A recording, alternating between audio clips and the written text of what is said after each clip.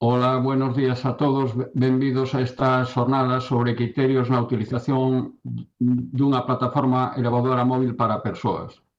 Quero vos dar a benvidos a todos a esta nova webinar do ISGA, que é a número 15, e, como ben sabedes, pois as plataformas elevadoras móviles de persoal, ou PEN, úsanse de maneira habitual para levar a cabo traballos en altura de moi diversa índole, en traballos de montaxe, reparacións, inspeccións ou similares, e en todo tipo de actividades. Como ben sabedes, algúns dos riscos que aparecen cando utilizamos estas plataformas, pois poden ser os fundamentales caídas a distinto nivel, emborcaduras dos equipos ou golpes ou atrapamentos entre a plataforma e as superficies que estén próxima a ela. Por outro lado, tamén sabedes que moitas veces estes equipos son de aluguer, polo cual a persoa que os utiliza igual non está o suficientemente formada ou habituada a utilizar este tipo de plataformas, o cual nos pode crear problemas, non? Para abordar todo isto, pois debemos, para que o seu uso sexa seguro, temos que facer unha xestión axeitada da súa utilización. Para ir nesta xornada vamos a contar coa colaboración de FREMAP, e antes de pasarle a palabra a Carlos, queríamos comentar que temos aberto un chat e todas aquelas consultas que queirades facer sobre este tema, agradeceríamos que as fixerades no chat. Ao final vamos a ter un pequeno turno de preguntas e trataremos de responder aquelas que plantexedes no chat ao final da xornada no coloquio. Bueno, sin máis, agradecendo a FREMAP a súa colaboración, pasolle a palabra a Carlos Llanos. Buenos días a todos y bienvenidos a esta jornada que organiza el ISGA a través de la modalidad de webinar y en la que colabora FREMAP, ¿vale? Mi felicitación al ISGA por estas webinars que con tanto éxito celebra en los últimos años y en las que colabora con distintas mutuas, en este caso también con nosotros, y también a Ángel por acompañarnos en esta presentación de la jornada, ¿no? Como director del ISGA del Centro Orense, ¿no? Este año es la segunda jornada que realizamos de las webinars que organiza el ISGA a nivel de Galicia, es la segunda que organizamos con ellos. La primera, que fue en abril de este año, no sé si estuvisteis algunos presentes, fue sobre bienestar psicoemocional. Intentamos incidir en el riesgo tan de moda o en la parte de la prevención tan de moda que son los riesgos psicosociales, ¿no? Y que tantas jornadas se hacen ahora sobre este tema y con tanto éxito y además muy generales porque afectan o son del ámbito de actuación de cualquier empresa. Aquí hemos retornado a la prevención un poco original, a la prevención, digamos, más relacionada con la seguridad, ¿vale? Esta segunda jornada quisimos hacerla sobre un tema diferente, ¿no? En consonancia con lo que nos pedía el ISGA, y se va a tratar un tema de utilización de plataforma elevadora móvil que genera accidentes muy graves en ocasiones, que tiene una siniestralidad elevada para el número de, digamos, de plataformas o de personas que trabajan en estas plataformas, y que aunque somos conscientes de que no afecta a la generalidad de las empresas, hay jornadas que hacemos generalistas, ¿no? Que afectan a la generalidad de las empresas. Esta jornada va dirigida a empresas muy específicas, pero no por ello menos importante, porque las empresas que trabajáis o que tenéis este tipo de plataformas, pues es importantísimo pues mantener, lógicamente, todos los temas de regulación, de inspección, de mantenimiento al día.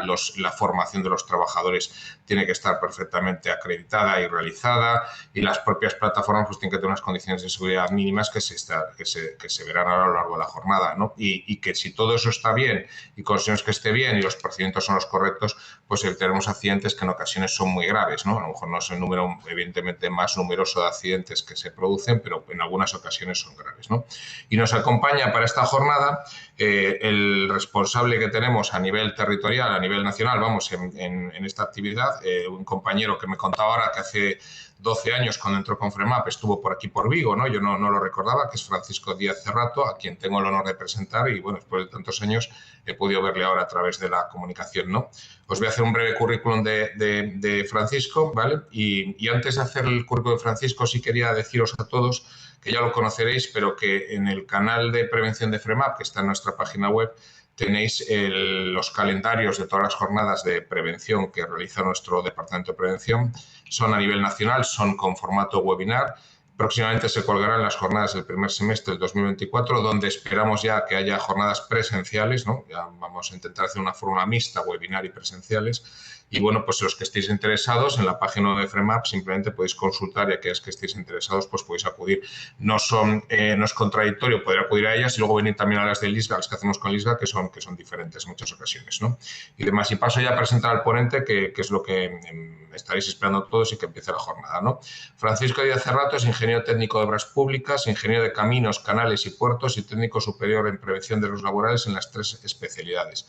Desde que ingresó en FREMAP en el año 2011, su actividad se ha centrado en la asistencia técnica en seguridad a empresas vinculadas especialmente al sector de la construcción. Y en estos momentos, FREMAP lo ha designado como consultor, que es una categoría interna, y coordinador del equipo de especialización del manejo mecánico de cargas, y también es miembro de los equipos de especialización en construcción y equipos de protección individual.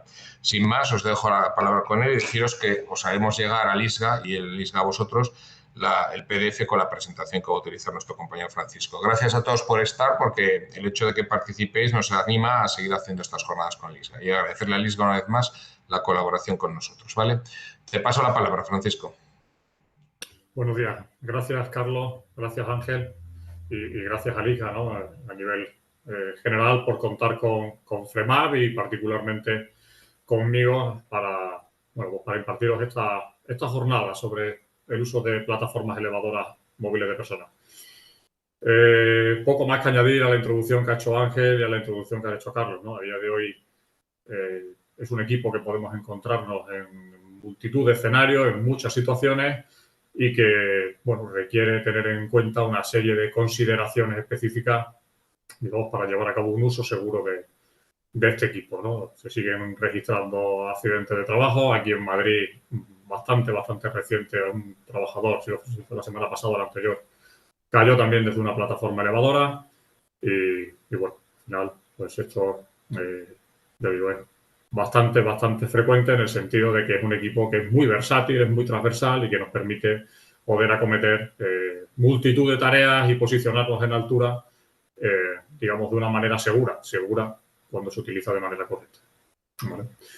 Bueno, sin más preámbulos, voy a compartir la presentación.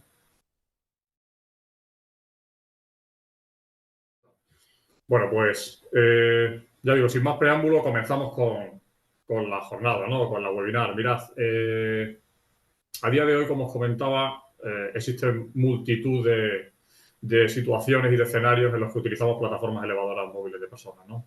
Esto además va ligado a que hoy en día hay una gran variedad en el parque de estos equipos, ¿no? O posibilidades de adopción de equipos. Nos podemos encontrar, ahora veremos un poco las clasificaciones, ¿no? Pero nos podemos encontrar desde plataformas elevadoras de dimensiones muy reducidas, cuando digo muy reducidas, a lo mejor 70, 80 centímetros, como las que se utilizan, por ejemplo, en el sector de las artes escénicas, ¿no? En los escenarios para colocar focos o para colocar sistemas de audio, etcétera, hasta plataformas de gran alcance, ¿no? Plataformas articuladas que comúnmente podemos utilizar en el sector de la construcción.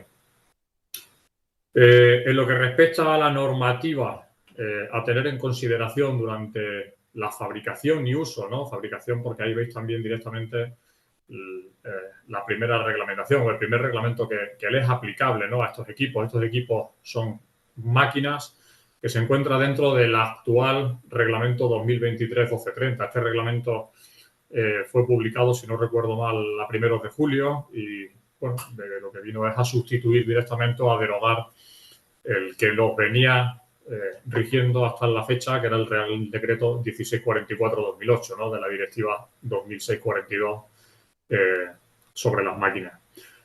De manera complementaria, esto es una reglamentación industrial. Como sabéis, en lo que respecta a reglamentación laboral, no deja de ser un equipo de trabajo, por supuesto, tenemos de aplicación el Real Decreto 1215, ¿no? Disposiciones mínimas de seguridad y salud para el uso de equipos de trabajo.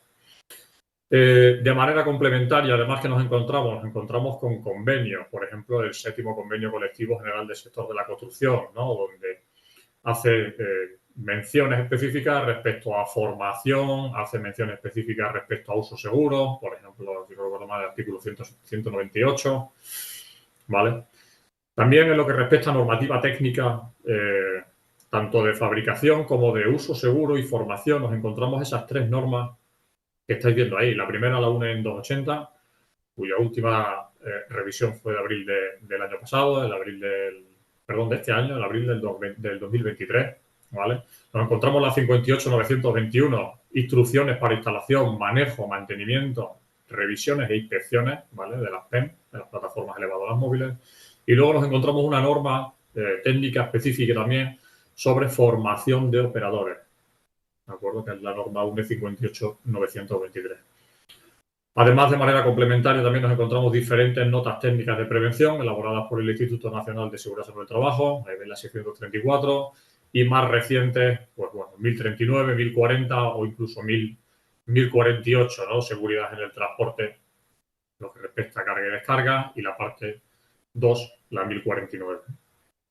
En cuanto a guías técnicas, bueno, pues exactamente teniendo en cuenta el Real Decreto 1215, nos podemos atender a la guía técnica que desarrolla ese mismo Real Decreto, y además hay una guía, a mi juicio, bastante interesante, que es una guía del Instituto Nacional también de Seguridad sobre el Trabajo, sobre condiciones de seguridad y salud exigibles a la maquinaria de obra, en este caso a las plataformas elevadoras móviles de personas. Es una guía específica, bueno, que desarrolla bastante bien, a mi juicio, digo, todo lo relacionado con aspectos desde seguridad del propio equipo hasta seguridad durante las operaciones de uso, ¿no? Durante el propio uso. Bien, como comentaba anteriormente un poco en el speech introductorio, ¿no? A día de hoy nos encontramos diferentes tipos de plataformas elevadoras, hay una gran variedad, pero desde luego a nivel, digamos, de clasificación básicamente podemos encontrarnos esos 6 tipos que veis ahí, ¿no? Agrupados en 2 grupos principales. Digamos, el grupo A, que son aquellas plataformas elevadoras cuyo centro de gravedad se encuentra dentro de las propias líneas de vuelco de la plataforma elevadora. Es decir, para que nos entendamos, su desplazamiento es solamente en el propio eje vertical de la plataforma, como puede ser una plataforma de tijera, que es la comúnmente conocida, o también las plataformas telescópicas verticalmente de mástil, ¿no? Que también a día de hoy se están empleando mucho, sobre todo en instalaciones o en lugares, bueno, pues en los que no cuentan con mucho espacio, tienen dimensiones reducidas y les permite posicionar a un trabajador en altura y realizar labores de mantenimiento de una manera cómoda, ¿no? Y luego, por otro lado, nos encontramos las tipo B. Las tipo B son plataformas de brazo articulado, ahí las estáis viendo, ¿vale? Son plataformas cuya proyección del centro de gravedad ya no se encuentra dentro de las líneas de vuelco de la carretilla. Ya podríamos asimilar esto como si fuera más que nada el brazo de una propia grúa, ¿no? La cesta, en este caso, digamos, se mueve en los 3 ejes, en X y Z, se desplaza y bueno, hay que tener una serie de consideraciones, digamos, algo más específica, algo más concreta, lo que respecta a la seguridad frente al vuelco de este equipo, ¿vale? Además, de manera complementaria a estos grupos, grupo A, grupo B, digamos que podemos subdividirlos en otras 3 tipologías, ¿vale? Tenemos la tipología 1, en cuyo caso la traslación solo es posible cuando la plataforma está plegada, digamos, y en posición de transporte.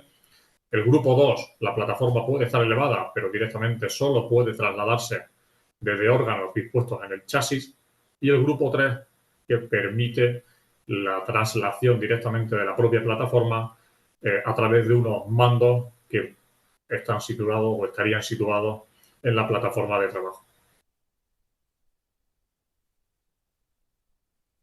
Bien, vamos a ver una serie de, digamos, consideraciones principales, ¿de acuerdo? Respecto al uso seguro de la plataforma elevadora. Luego veremos también respecto a mantenimiento, comprobaciones, revisiones, veremos también lo relativo a la formación, veremos alguna consideración también respecto a la elevación de trabajadores con equipos puros de elevación de cargas, ¿no? que habitualmente también me llegan consultas, ¿no? De en qué situación, en qué escenario se puede llegar a utilizar, pues eso, una grúa autocargante con una cesta, acoplar una cesta a un equipo telescópico, etcétera, ¿vale? Bien, empezando por el principio, digamos, ¿no? Respecto a la instalación. ¿qué debiéramos de tener en cuenta o qué se debiera de tener en cuenta? Pues lo primero, a la hora del transporte, el transporte debe acometerse siempre según las indicaciones que disponga el fabricante en las instrucciones del equipo como tal, ¿vale? Obviamente también hay que tener en cuenta, en este caso, las indicaciones del propietario, que bajo ningún concepto pueden contraindicar o contradecir las del propio fabricante, y además tener en cuenta lo dispuesto en la reglamentación de aplicación, en este caso, la reglamentación de vehículos por carretera, o transporte de vehículos por carretera, ¿no? Donde se indica, si no recuerdo mal, en el anexo 3, que bueno, pues todo el cálculo de esfuerzos, etcétera, debe tenerse en consideración o debe ser en base a lo dispuesto en la UNE 12195 sobre dispositivos para la sujeción de la carga en vehículos por carretera. Además, a tener en cuenta cuando se va a realizar una intervención en vía pública y puede requerir la ocupación de, pues, tanto me da igual en este caso, de que fuera la propia vía de circulación de vehículos rodados como que fuera la propia vía de tránsito de peatones, lo habitual es que sea necesaria la autorización del organismo competente, la administración local en principio, para poder llevar a cabo esa ocupación y a poder señalizar y delimitar la intervención. Bien, además, aspectos a tener en consideración respecto, en este caso, a dónde vamos a ubicar la PEM. Aspectos relacionados con el terreno. Sin lugar a dudas, uno de los aspectos es conocer el estado general de la zona, ¿no? Es decir, ¿qué nos vamos a encontrar? Obstáculos que nos pudiéramos encontrar, aunque ahora luego entraremos más en detalle, ¿no? En esta tipología de pues, que hubiera cualquier tipo de excavación, de zanja, o que hubiera cualquier tipo de línea aérea, o ahí en ese caso, como estáis viendo en la vía pública en la imagen, pues que nos pudiéramos encontrar hasta un balcón, ¿no? Por ejemplo, o nos pudiéramos encontrar cualquier obstáculo directamente que hubiera en la acera, por ejemplo, y que no permitiera colocar de manera adecuada o óptima la plataforma elevadora. Ya digo, el estado general que nos vamos a encontrar de la superficie, la resistencia del suelo, ¿vale? Sin lugar a dudas. Aquí aspectos también, ya digo, veremos un poquito más adelante. La posibilidad de que el terreno cambie sus características, cambie sus prestaciones, sobre todo con la presencia del agua, ¿no? Como podéis entender, en un suelo pavimentado, en principio el agua no afectaría directamente, salvo que se pudieran provocar charcos y demás, ¿no? Pero en lo que respecta a resistencia, en principio, la misma no se vería alterada, pero cuando estamos trabajando en una obra, estamos trabajando en un terreno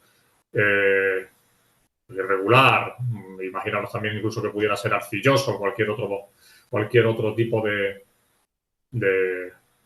suelo, ¿no? En el que pudiéramos encontrarnos, este se ve alterado directamente por la presencia de humedad y al final, bueno, pues la resistencia del mismo, como digo, puede variar.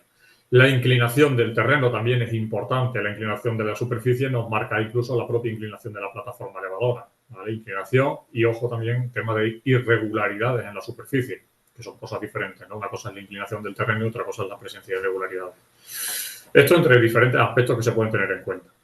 En lo que respecta al viento, por supuesto, prohibido superar el límite indicado por el fabricante, ¿no? Ahora también lo veremos un poquito más adelante, entraremos más en detalle, pero en principio la información relativa a la velocidad máxima del viento a la que se puede utilizar una plataforma elevadora móvil de personas debe venir indicada en las instrucciones del equipo y además debiera venir indicada en los pictogramas que el propio equipo dispone, ¿no? Si esto siguiendo y teniendo en consideración lo dispuesto en la norma UNE 280, ¿vale? Todo lo que voy a comentar básicamente es en relación a la normativa que os he mostrado inicialmente.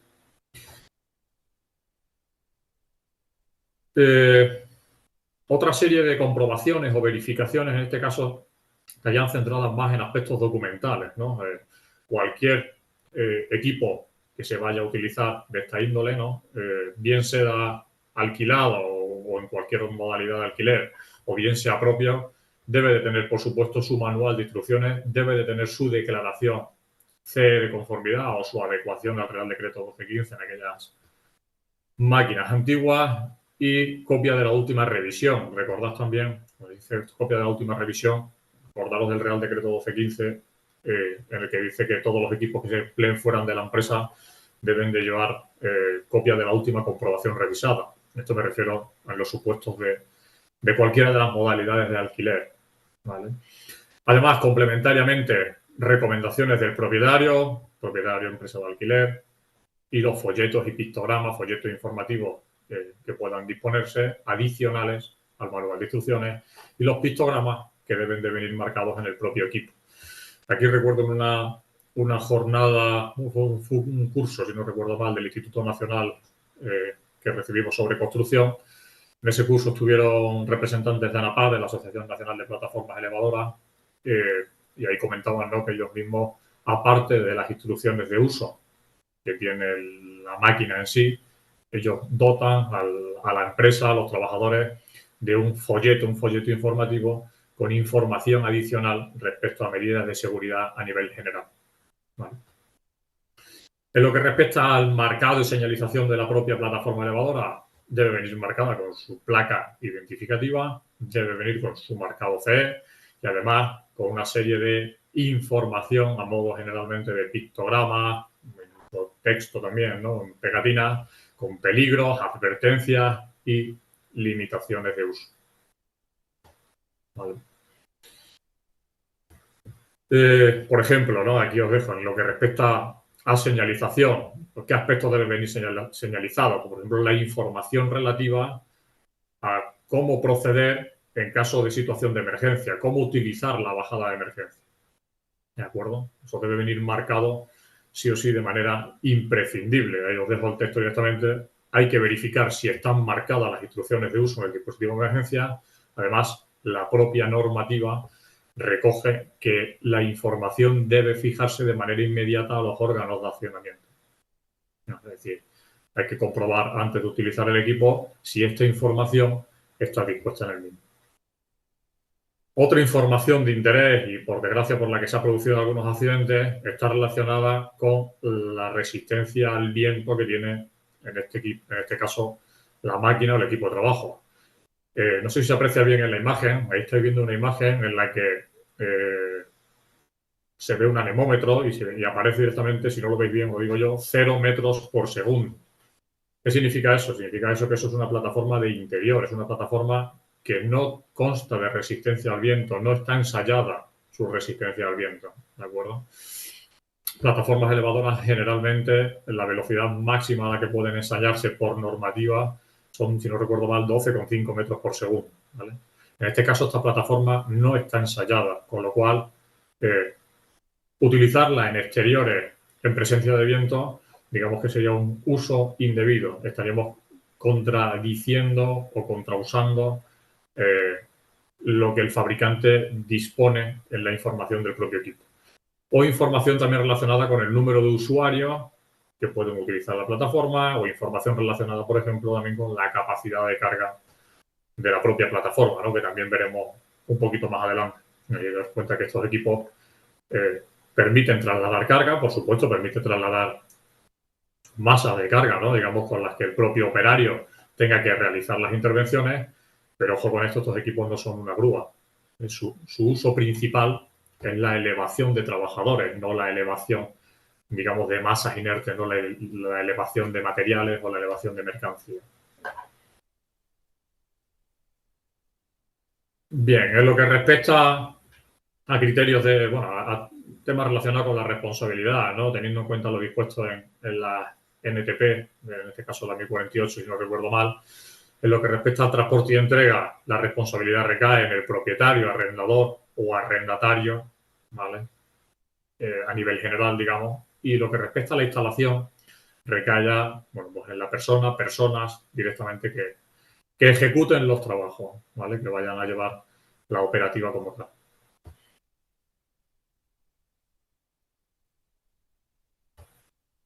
Bien, hecho esta primera parte, digamos, como de introducción, de aspectos muy generales a tener en consideración, y continuando el hilo, ¿no?, que inició Ángel respecto a los posibles accidentes, ¿no?, o riesgos derivados del uso de plataformas, que comentábamos, atrapamiento con estructuras. Aquí, si no recuerdo mal, también el año pasado hubo algún accidente, algún atrapamiento con un árbol o golpe con un árbol, caídas en altura, contactos eléctricos, ¿no?, o contacto con líneas aéreas, atrapamiento con partes del equipo, digamos que también son son posibles y algunos otros más.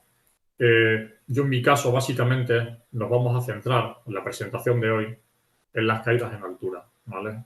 Más que nada porque tenemos también el tiempo limitado y si queremos hablar de formación, queremos hablar de comprobaciones periódicas, de mantenimiento, de revisión y demás, pues tampoco dilatarnos demasiado en el tiempo y digamos que el de caída en altura es uno de los riesgos principales.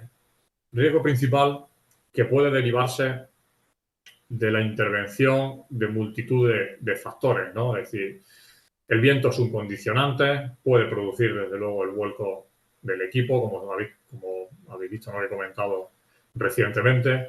El estado y la tipología de la superficie también puede producir el vuelco del equipo, la inclinación de la superficie, la alteración de la resistencia de la superficie. En esos equipos que hemos visto, esa categoría B articulada, fijaros que también tiene un diagrama de cargas. Ese diagrama de cargas va en función del desplazamiento del propio brazo. Un desplazamiento excesivo fuera de ese diagrama de cargas también puede provocar el vuelco del equipo, por ejemplo. Derivado de una operación concreta a realizar, también se puede producir una caída en altura, intervención que requiera o que el operario realice de manera que en un momento dado su cuerpo caiga fuera de la cesta, ¿no? Su cuerpo coja inercia fuera de la plataforma. Interferencia de equipos o con equipos e instalaciones por errores de mando, ¿vale? Como comentaba anteriormente, por ejemplo, exceso de radio de alcance. Salida de trabajadores de la plataforma, que entiendo que muchos o muchas de las que estáis aquí presentes estáis para ver qué comentamos o qué comento, ¿no? Respecto a este tema, un tema bastante candente. Efecto catapulta, tras golpear con un obstáculo. Puede ser golpear con un obstáculo, la propia cesta, o puede ser directamente al desplazar la propia plataforma elevadora y que pille un bache, ¿no? Un bache, un escalón, un resalto, un badén, y se produzca el efecto catapulta por sobrecarga de la plataforma, por peso excesivo de la misma. Puede haber incluso algún condicionante a mayores, ¿no? Que pueda provocar la caída en altura del operario. Por entrar un poquito más en detalle en estos temas, ¿no? En estos temas que he ido citando, vamos a ver qué indica la normativa que he dicho anteriormente, qué indica al respecto, ¿no? Mirad, en lo que respecta al viento, si recordáis, tenemos la 58.921, que era la norma relacionada con el uso seguro, relacionada con la instalación, relacionada con mantenimiento, comprobaciones. Directamente, en su apartado 4.3 cita que la velocidad máxima en el lugar de trabajo debe ser tenida en cuenta y bajo ningún concepto debe ser superior a la indicada por el fabricante del equipo. Es decir, no debemos utilizar la plataforma elevadora en velocidades del viento superiores a las indicadas por el fabricante. ¿Vale? Eso en la 58.921. Además, la propia norma UNE 280, que es bajo la cual se fabrican las plataformas elevadoras, en su apartado 6 indica expresamente la prohibición de añadir elementos que pudieran aumentar la carga debida al viento sobre la PEM. Por ejemplo, paneles de anuncio. Recordaréis, ¿no? Sobre todo hace ya bastantes años, nos resultaba muy extraño, ¿no? Encontrarnos en grúas paneles informativos, pues de las promotoras, de las constructoras y demás, o incluso en andamios también, ¿no? Cuidado con esto, porque al final esto está aumentando la carga o la resistencia al viento, para que nos entendamos, hace efecto vela y puede hacer o generar mayores esfuerzos en la plataforma elevadora. Por lo cual, en este caso, no es posible. No es posible, existe la prohibición directa por diseño, ¿no? Ese apartado 6, que algunos estaréis preguntando, ¿y ese apartado 6 a qué corresponde? Ese apartado 6 corresponde a la propia información que debe incluirse en el manual de instrucciones del equipo, ¿de acuerdo? Todos aquellos equipos que estén fabricados bajo esta norma debieran incluir información específica como la que estáis viendo ahora mismo y como la que vais a ver ahora en adelante, ¿vale? Alguna más. Como comentaba anteriormente, las PEN previstas por el fabricante únicamente para uso en interiores no deben emplearse en exteriores. Bien, lo que respecta a las superficies de tránsito, es fundamental, esencial, esa primera toma de contacto con el lugar en el que se van a cometer las intervenciones, ¿no? Conocer, pues, desde resistencia, recorrido que vaya a realizar la plataforma elevadora, alteraciones posibles por temas atmosféricos, bueno, que vienen lluvias, y además vienen lluvias y no pone que vaya a caer 10 litros, sino que pone que van a caer 25 o 30 litros. Y el terreno es un terreno, como os comentaba antes, que puede sufrir alteraciones directamente con la presencia de humedad. Estos aspectos deben de tenerse en cuenta, ¿vale? Además deben tenerse en cuenta, ya lo veré un poquito más adelante, estoy viendo incluso por el tema de los propios neumáticos. Tema de neumáticos, tema de propulsión del equipo, si puede ser eléctrico. Probablemente en esta situación un eléctrico no sería lo mejor el más adecuado, quizá a lo mejor uno de combustión, no lo sé, pero todos esos aspectos, digamos que hay que estudiarlos, hay que analizarlos previamente, ¿vale?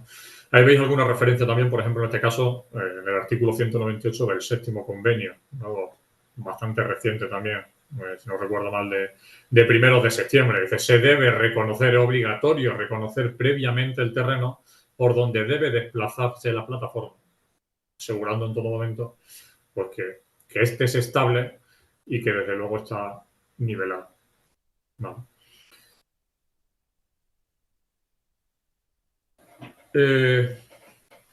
Posibilidad, riesgo de caída en altura, digamos, derivado, pues en este caso, de una operación concreta a realizar, ¿no? Básicamente, creo que las figuras que estáis viendo, las imágenes que estáis viendo, lo ilustran bastante bien, ¿no? En este caso, imágenes de la NTP 1039, es decir, bajo ningún concepto la propia normativa contempla la posibilidad directamente de que alguien aumente el radio de alcance de una plataforma elevadora con otro equipo de trabajo, en este caso, como estáis viendo, con una escalera. Me da igual que sea una escalera extensible, una escalera simple, una escalera de tijera, me daría exactamente igual. Es decir, el trabajador tiene que situar sus pies de manera exclusiva en la propia plataforma de trabajo. No vale ni subirse, o no puede ser ni subirse a la propia barandilla o cualquier otro tipo de elemento auxiliar, incluso de la que disponga, ¿vale? Esta información, por ejemplo, veis que viene directamente en la guía técnica esta del INS, del Instituto Nacional, que os comentaba, sobre maquinaria de obra, pero además el propio fabricante, o sea, la propia norma técnica 1 en 280 indica en ese apartado 6 que está prohibido aumentar el alcance o altura de trabajo de la PEM utilizando equipos complementarios. Por lo cual, en principio, cualquier uso o cualquiera de estas imágenes que estamos viendo ahí, digamos, bueno, son usos indebidos o contraindicados, prohibidos literalmente por el propio fabricante del equipo. ¿De acuerdo? Bien. En lo que respecta a interferencia de equipos e instalaciones, bueno, puede darse diferentes situaciones, como ahí estáis viendo, por ejemplo, si no recuerdo mal esa imagen, se estaban montando los carriles de un puente grúa, ¿vale? En una nave, y ahí veis, había más plataformas elevadoras. De hecho, por aquí, por este margen, se ve incluso alguna más. No sé si había del orden de 6, 7 plataformas elevadoras. Además, por supuesto, de las grúas autopropulsadas que también había en las inmediaciones, con las que subían materiales y movían perfiles metálicos. En este caso, a tener en cuenta, pues, por supuesto, derivado de la concurrencia y coexistencia de todos estos equipos, pues es imprescindible analizar la posibilidad y la probabilidad incluso de que haya interferencia entre estos equipos durante su uso, ¿no? Durante el propio empleo. Además, de manera complementaria, en este caso, podríamos hablar de interferencias con otros equipos o elementos estructurales, pero también la propia normativa, como estáis viendo ahí el convenio, establece la verificación de ausencia de líneas eléctricas aéreas, ¿no? Para evitar contacto, incluso posibilidad de arco eléctrico, ¿no? Sin llegar a tener un contacto directo como tal. Puede darse la situación también de caídas en altura desde la cesta, pues por descuido o falta de atención a la hora de tener en cuenta, como comentaba anteriormente, diagramas de carga o alguna maniobra no permitida, por falta de información del equipo, el usuario directamente no disponga o sí dispone y directamente tampoco ha leído y comprendido toda la información relativa al uso seguro del equipo, y también por falta de formación, ¿de acuerdo? Hay algún escenario en el que me he encontrado micropyme utilizando plataforma elevadora, digamos, de una manera no correcta, no adecuada. Bien, como decía, uno de los temas candentes, ¿no? Uno de los temas que preocupa en muchas situaciones a todos los que de una u otra manera participamos o velamos por la seguridad durante el uso de estos equipos, ¿no?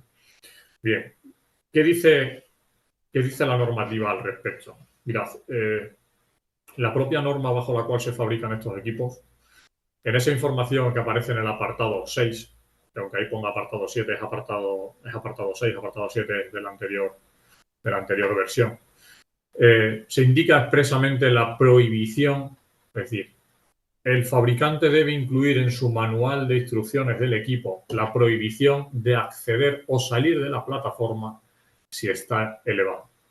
¿De acuerdo? Entonces, teniendo en consideración las indicaciones del fabricante y teniendo en consideración lo dispuesto en la reglamentación de aplicación, donde indica que los equipos de trabajo no deben utilizarse de forma o en operaciones o en condiciones contraindicadas por el fabricante, en principio no estaría permitido, ¿vale? Ahora bien, leo el segundo párrafo también.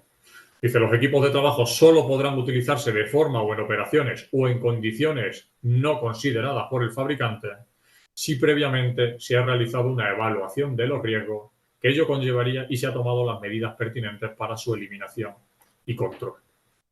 ¿De acuerdo? ¿Por qué la UNE 280 muestra esta información directamente en su apartado 6? Muestra esta información porque en el objeto y campo de aplicación de la norma indica que la norma no cubre, ¿vale?, los peligros resultantes de la entrada o salida de la cesta, o en este caso de la plataforma, en cambios de nivel. Entonces, como la propia norma no contempla directamente este riesgo, ¿vale?, o este peligro como tal, muestra la información en su apartado 6 de prohibición, ¿de acuerdo? ¿Qué estáis viendo ahora mismo? Estáis viendo un documento elaborado por IPAF y por Osalan, pero que IPAF además tiene otro también que viene a decir prácticamente lo mismo, ¿no?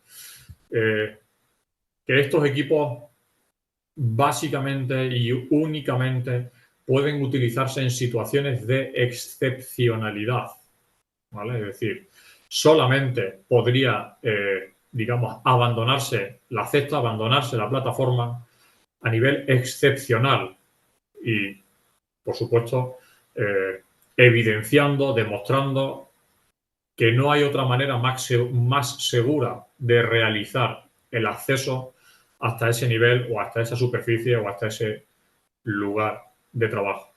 ¿De acuerdo? Básicamente dice la excepcionalidad. Si después de una exhaustiva evaluación de riesgos en el lugar de trabajo se demuestra que la salida de la cesta en altura es una forma segura de acceder al lugar de trabajo y efectuar el trabajo. Y luego la segunda opción, o segunda alternativa, si forma parte de un plan de rescate, ¿vale? Luego veremos más información también que contiene la guía técnica a este respecto, ¿vale?, cuando veamos también la elevación de trabajadores y demás. Ya digo, al final debemos de tener en cuenta que esto no es un equipo diseñado para que un operario haga un cambio de nivel entre un nivel a cota 0 y un nivel a cota más 6, más 8, más 12, sino que el uso previsto de este equipo para lo que está concebido, diseñado y fabricado directamente es para desplazar un trabajador y posicionarle en un lugar desde el cual él pueda acometer la intervención que sea, ¿vale? La intervención por la que ha sido encomendado, ¿vale?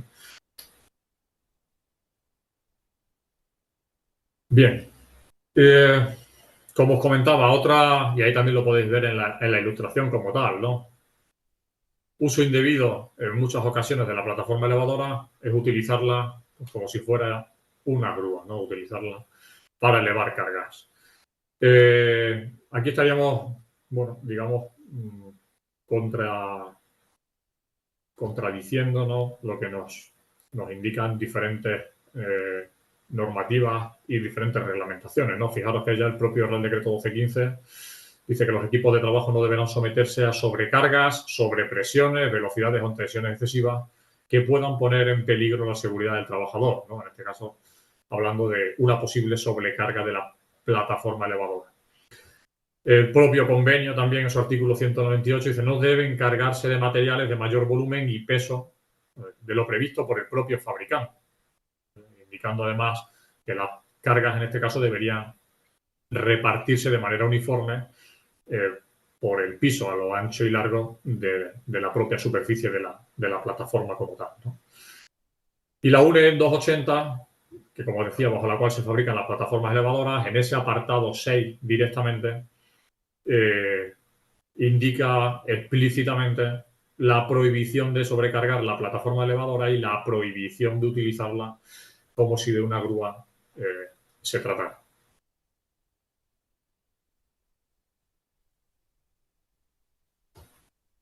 Bien, otro aspecto también de relativa candencia, ¿no? Ya que, yo creo que también, bueno, actualmente creo que está bastante solventado, pero en su momento generaba bastante debate y todavía llega, algún debate relacionado con el uso de equipos de protección individual o el uso de un sistema de protección contra caídas en altura durante el uso de plataformas elevadoras, ¿no? ¿Qué sucede? Independientemente de que ahora comentaré, porque derivada de la propia intervención, por supuesto, ¿no? Un operario pueda perder incluso el equilibrio, ¿no? y caer fuera de la plataforma o por hacer un uso indebido de la misma, como hemos visto anteriormente, ¿no? Por incrementar el alcance mediante una escalera o posicionarse fuera o subirse directamente a la barandilla, cualquier situación de estas, ¿no? que pueda conllevar que el trabajador en un momento dado pierda el equilibrio. El hecho de también llevar un sistema de protección individual contra caídas en altura deriva del uso principalmente de las plataformas que hemos visto inicialmente, si os recordáis, la tipo B, que es la articulada, la que aparece en la imagen, y la tipología 3, en la que el operario puede desplazar la propia plataforma mediante los mandos ubicados en la plataforma de la misma, ¿vale? Digamos en la Z. ¿Qué sucede? Ahí os dejo el texto directamente, como sé que la sesión va a ser grabada, y bueno, directamente os dejo la referencia, que estáis viendo que todo lo que voy comentando está referenciado por si queréis buscar los documentos y tenéis un mayor interés. El efecto catapulta se da cuando básicamente durante ese desplazamiento la propia plataforma elevadora, digamos, detecta y pisa o se traslada sobre una irregularidad. Como decía, puede ser un pequeño resalto o puede ser un badén. Esa irregularidad en el terreno se multiplica, digamos, o multiplica su efecto por la distancia entre la propia irregularidad y la ubicación donde se encuentra el trabajador. 6 metros, 8 metros, etcétera. No quiero entrar a nivel técnico en esto con el momento y la fuerza que se genere y demás, pero un pequeño desplazamiento vertical en la superficie, a lo mejor de 5 o 10 centímetros, puede provocar un desplazamiento vertical del trabajador, pues dependiendo de su distancia, pero a lo mejor más de medio metro o incluso un metro. Es decir, al trabajador es sometido a una sacudida intempestiva, ahí creo que lo denomina latigazo, pues que básicamente puede catapultar al operario o a la operaria fuera de la plataforma elevadora, ¿no? Entonces, en este sentido, debiera disponer el equipo de elementos de retención, debiera disponer de dispositivos de anclaje. Por la terminología usada, daros cuenta que estas guías, algunas de ellas tienen bastante tiempo, ¿vale? Ahora veremos qué comenta la normativa técnica, la última versión de 2023 respecto a esto, porque en un primer momento también hubo alguna variación de la versión del 2014, donde directamente hablaba, prácticamente daba a entender de sistemas de retención, y ahora en la última versión también hace alusión a la retención, pero digamos lo deja un poco más abierto también como al uso de un sistema anticaída, ¿no? Ahora veremos el texto. Lo que sí está claro es que la plataforma elevadora debiera disponer de un punto de anclaje para evitar que el trabajador saliera fuera de la cesta, ¿de acuerdo? Saliera fuera de la cesta. ¿Qué dice la guía técnica además? La guía técnica que dice este texto, texto que traduce o traslada de la propia guía técnica que desarrolla el Real Decreto 1215, ¿no? Dice, el punto de anclaje bajo ningún concepto puede improvisarse, por ejemplo, utilizando la barandilla o utilizando de anclaje el brazo, ¿no? o de la plataforma al brazo. Dice, debe ser específico y haberse diseñado para que soporte los esfuerzos a los que estaría sometido en caso de producirse el efecto catapulta. Dice, la mayoría de las plataformas nuevas ya están equipadas con este punto de anclaje.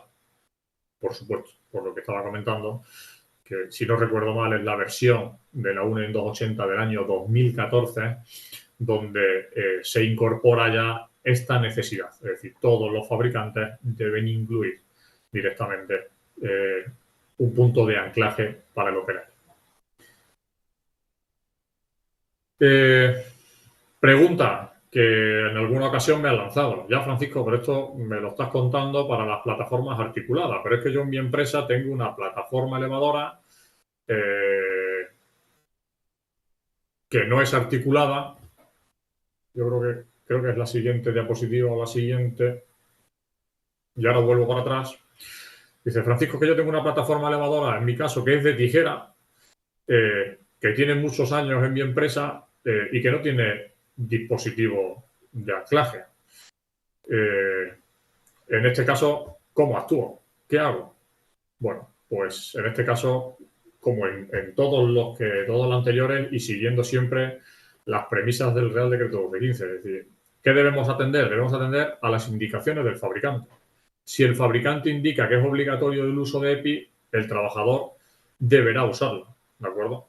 Si el manual de instrucciones del equipo no recoge la obligación de uso de equipo de protección individual, al final el uso estará derivado de lo que indique la evaluación de riesgos del puesto de trabajo. Y ahora vuelvo para atrás. La evaluación de riesgos del puesto de trabajo o, ojo, directamente cualquier otra normativa de aplicación. Fijaros, el propio convenio de construcción, en su artículo 198, obliga automáticamente al uso de arnés anticaída. Es decir, es preceptivo el uso de arnés anticaída. Entonces, aquí, aunque directamente el manual de instrucciones de la plataforma elevadora no lo contemple, el convenio sí lo hace. Y si sí lo hace, por supuesto, es de obligatorio cumplimiento. ¿Vale? ¿Qué sucede con aquellas PEM articuladas, ¿vale?, que no dispongan de punto de anclaje? Pues, desde luego, si no disponen de puntos de anclaje, digamos que en este sentido, pues tenemos un problema, ¿no? Tenemos un problema porque hay que atender a ver qué dice el fabricante. No vaya a ser que, bueno, exista algún punto, alguna disposición específica de cómo llevar a cabo el anclaje o cómo anclarte, más bien, ¿no? Cómo anclarse. Habría que realizar una evaluación de riesgo. Cuando digo una evaluación de riesgo, estamos hablando de una evaluación de riesgo de la máquina, una evaluación de riesgo técnica, ¿vale? Y tener en cuenta lo dispuesto en la normativa, legislación, etcétera. En este caso, tener en cuenta lo dispuesto en la norma UNE en 280 y tener en cuenta lo dispuesto en el reglamento que habéis visto anteriormente en la segunda diapositiva, si no recuerdo mal, 2023-1230. ¿En qué sentido? En el sentido en el que si a la plataforma elevadora móvil de persona la vamos a dotar de un dispositivo de anclaje o de un punto de anclaje porque no lo tiene, ese equipo está sufriendo una modificación, ¿vale? Habría que ver en qué medida, y esto habría que incluso recaería en manos del fabricante, ¿no? Yo no me atrevería a deciros en qué sentido. En algunos puede llegar a ser modificación sustancial, en otros no. A priori podríamos llegar a pensar, ¿no? Podríamos pensar que es una modificación sustancial del equipo, ¿no? Porque ante la caída de un trabajador o ante una sacudida, digamos que la propia plataforma a lo mejor no está ensayada, ¿no? Para ese esfuerzo que puede provocar el propio trabajador, ¿no? Esa tensión durante la sacudida. Entonces, ya digo, hay que hacer una evaluación de riesgos técnicas y hay que tener en cuenta lo que indica la UNE 280 y lo que indica, en este caso, el reglamento 2023-1230. ¿Vale? Fijaros, además, las recomendaciones que establece la guía que desarrolla el 1215, ¿no? Dice, por coherencia, ¿no? Pudiéramos decir, dice, cualquier sistema de retención debe estar fijado a puntos adecuadamente, ¿no? A puntos adecuados de anclaje, ¿no? Para garantizar la integridad y fiabilidad durante el uso. Puede ser necesario, en aquellos equipos anteriores, en aquellos equipos antiguos, puede ser necesario realizar modificaciones estructurales, sustanciales. Fijaros lo que dice, modificaciones estructurales sustanciales. Estamos hablando de modificaciones sustanciales para permitir la instalación de un sistema de retención. Dice, en estas circunstancias, si la evaluación de riesgo determina que es necesario un sistema de retención, pues lo mismo, a lo mejor una alternativa puede ser utilizar otro equipo de trabajo que sí disponga directamente de ese punto de anclaje. Es decir, lo que tenía que decir, sobre todo, obviamente, si tienes la plataforma elevadora, ya prácticamente solo te decantarías por una opción, es decir, vamos a contactar con fabricantes, vamos a contactar con alguien que nos diga si es posible instalar aquí un punto de anclaje o no es posible y de qué manera afecta, y vamos a pues hacerlo de manera correcta teniendo en cuenta toda la normativa y reglamentación de aplicación. Pero imaginaros también que es un tema de alquiler, es un tema de cualquier tipo de modalidad de alquiler, y decir, oiga, esta plataforma no dispone de punto de anclaje, yo necesito una plataforma que disponga de punto de anclaje, sí o sí, y tan fácil o tan sencillo como eso. Si no dispone de punto de anclaje, la plataforma no me es válida.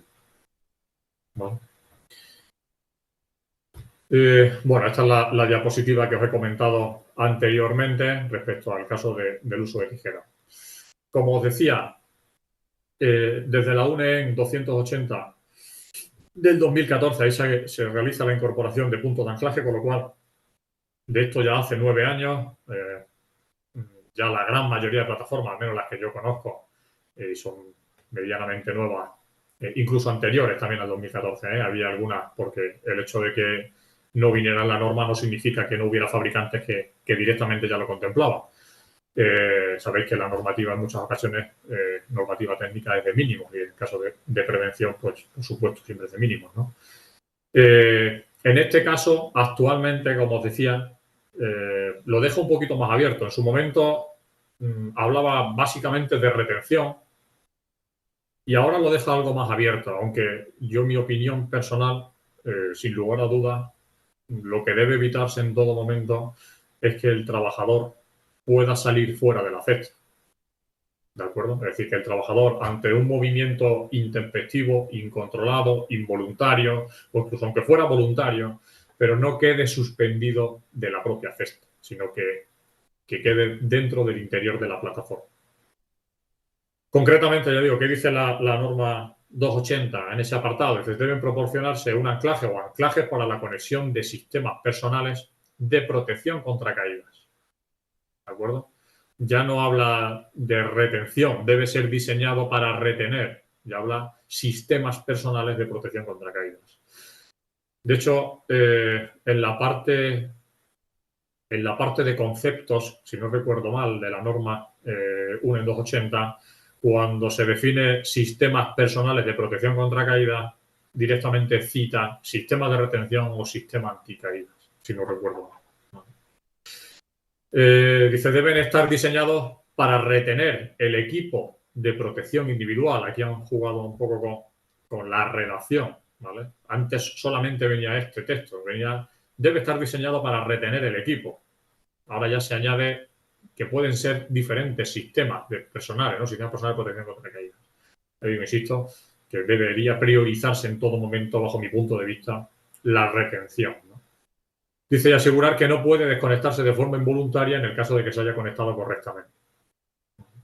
En lo que respecta al apartado 6 de la propia norma, es decir, lo que debe indicarse en el manual de instrucciones del equipo, dice, cada punto de anclaje debe estar marcado con información relacionada con los sistemas de protección personal contra caídas para los que la PEN se ha diseñado, mediante palabras o símbolos, y el número de personas que al mismo tiempo pueden sujetarse a él.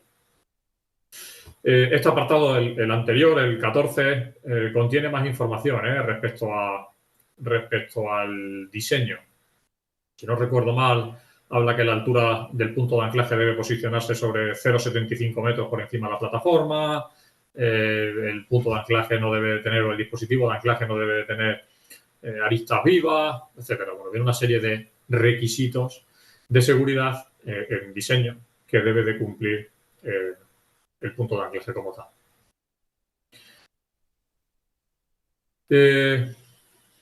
Otro tema que en algunas ocasiones ha generado controversia y que a mí me han llegado consultas, ¿no? Es sobre la preceptiva presencia de recurso preventivo durante el uso de plataformas elevadoras móvil de personas, ¿no? Yo aquí en este caso siempre acudo al criterio técnico de la inspección, ¿no? ¿Qué indica concretamente el criterio técnico de la inspección o el texto explícito al que yo hago siempre referencia, ¿no? Dice, cuando se utilicen técnicas de acceso y de posicionamiento, pues parece preceptiva, desde luego, indica que son ejemplos, ¿no? Con riesgos especiales de altura, con riesgo especialmente grave de caída en altura. Dice, trabajo de montaje y desmontaje de andamios, de redes de seguridad, dice, o trabajos a más de 6 metros de altura o incluso menor, pero en los que la protección del trabajador no puede asegurarse totalmente si no se utilizan equipos de protección individual contra el riesgo de caída en altura. Bueno, en el caso de las plataformas elevadoras, como estamos viendo, prácticamente a día de hoy es obligatorio el uso de equipos de protección individual contra caídas en altura, el uso de un sistema de protección individual contra caída en altura. Por lo cual, teniendo en consideración lo dispuesto en este Real Decreto, pues, en este criterio técnico, parece más que preceptivo, ¿no? Bien, algunas consideraciones a mayores también respecto a funciones posibles que puede tener la persona, el conductor, ¿no? Que conduce la plataforma elevadora y el operador de la plataforma, incluso la responsabilidad, ¿no? Esta información viene contenida en la norma UNE 58.921, que, como decía, está relacionada con la instalación, el uso de las plataformas, mantenimiento y demás. Dice que en determinadas situaciones el operador de la PEM o el conductor incluso pueden rechazar efectuar un recorrido si ellos mismos consideran que este entraña algún peligro, ¿no? Y que puede arriesgar o que puede condicionar la salud de las personas que se encuentren, digamos, dentro del ámbito de actuación o dentro del área de acción o dentro de la zona de trabajo. ¿De acuerdo? En este posible escenario podría rechazar o rehusar realizar los desplazamientos.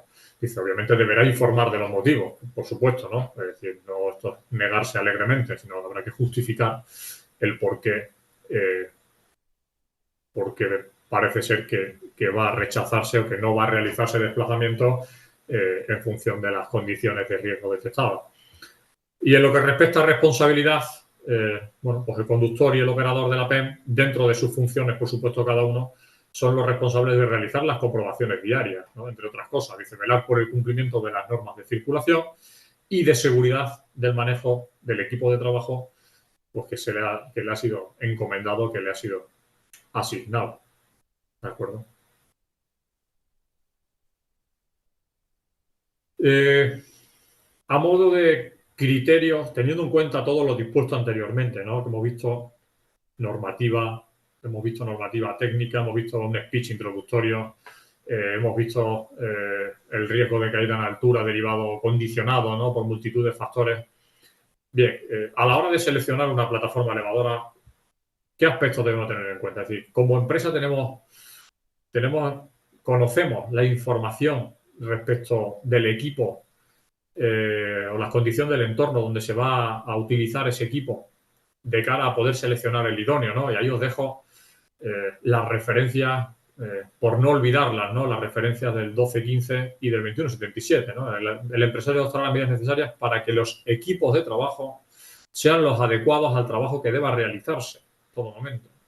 Y en tema de trabajos en altura, dice, se elegirán los equipos de trabajo más apropiados para garantizar y mantener unas condiciones seguras, ¿no? Entonces, traduciendo esto al equipo de trabajo que venimos tratando en el webinar, pues ¿qué aspectos debiéramos tener en cuenta? Pues desde luego el tipo de plataforma más adecuada. Ya no solo fijaros si es de tijera o articulada, sino aquí viendo un poco la gran multitud de tipologías que existen a día de hoy, incluso hasta el propio tamaño, ¿no? Recuerdo muy recientemente una intervención, hace como 2 semanas, ¿no?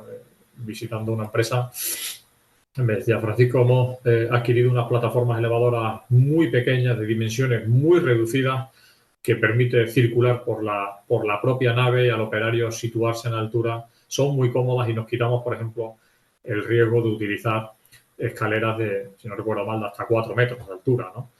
Bueno, pues hasta eso es importante, ¿no? El tema del tamaño, el tema de la propulsión también. Si es eléctrica o es combustión. Ojo, en este caso también estaríamos hablando, por ejemplo, volviendo al ejemplo anterior, de utilizarla en un entorno cerrado, ¿no? En el interior de una nave. El tipo de tracción que nos es necesaria, teniendo en cuenta pues, la superficie, terreno e entorno por el cual se va a desplazar la plataforma elevadora, ¿no? Si necesitamos neumáticos, si necesitamos oruga, si nos vale directamente una plataforma elevadora que venga directamente adquirida o ubicada sobre un camión, ¿vale? El alcance de la plataforma, por supuesto, ¿no? El desplazamiento horizontal y vertical que es necesario. Las limitaciones que tengamos con otros obstáculos aéreos, por ejemplo, en este caso del interior de la nave, pues existían grúas, ¿no? Pues, y existían celosías de la propia estructura de la nave. Oiga, tenemos que tener en cuenta cuál es el alcance de nuestra plataforma elevadora y luego posibilidad o existencia, ¿no? De obstáculos aéreos. Accesibilidad al lugar de trabajo, características particulares de la zona de trabajo, etcétera. Lo que quiero referirme con esto es que el hecho de seleccionar un equipo de trabajo de este calibre, de esta envergadura, pues requiere, digamos, un análisis minucioso de las condiciones donde se va a llevar a cabo y, por supuesto, un análisis de prestaciones que puedan tener los propios equipos. Cierto es que, por lo que yo conozco y de lo que a mí, la información que me llega, generalmente las empresas alquiladoras en este sentido, pues hacen una labor bastante correcta o adecuada en lo que respecta a asistencia técnica, ¿no? Directamente le da para qué quiere utilizar la plataforma, en qué entorno, es decir, la propia empresa pues ayuda, ¿no?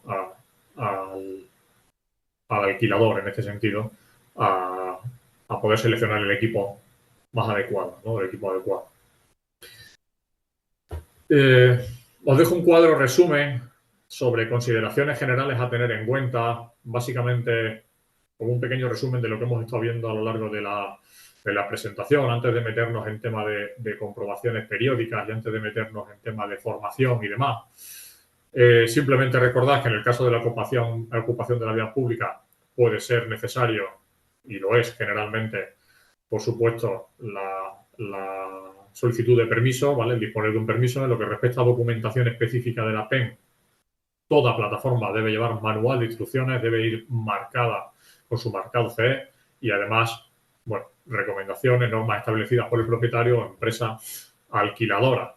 Incluso si quisiéramos ir un poco más allá, recordad que también debe ir acompañada de su declaración CE. Imaginaros también en el caso de que la máquina la vayáis a adquirir nueva, ¿no? El tema del transporte, llevarlo a cabo siempre según las indicaciones del fabricante y propietario del equipo. Esencial, como hemos visto, el conocer el escenario en el cual vamos a hacer uso de este equipo, escenario desde posibilidad del viento, radio de acción, obstáculos que puedan existir. Si es en vía pública, pues, como decía, desde semáforos, balcones, líneas aéreas, como si es en el exterior exactamente, pues estructuras o líneas aéreas también, ¿no? El radio de acción, comprobaciones técnicas, ahora entraré un poquito más en detalle en este sentido, ¿no? Las diferentes comprobaciones que hay que realizar al equipo, comprobaciones previas al uso, comprobaciones periódicas y demás. Y siempre verificar la existencia que estamos viendo ahí, ¿no? Del marcado CE, por supuesto, la placa de identificación y la placa de características, los diagramas de carga o el diagrama de carga y alcances, ¿vale? Eso es fundamental, eso es necesario.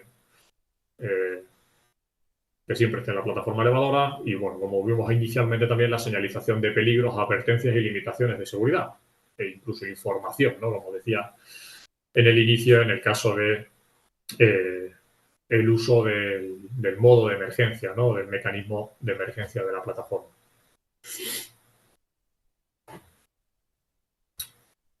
Bien, en lo que respecta a formación del operador, yo creo que no cabe duda de que el operador de una plataforma elevadora debe disponer de una formación y además debe disponer de una autorización, ¿vale? Hay muchas empresas con las que yo trabajo que, pero Francisco, nosotros al operador le tenemos formado y la autorización como tal, no tenemos extendida autorización. Bueno,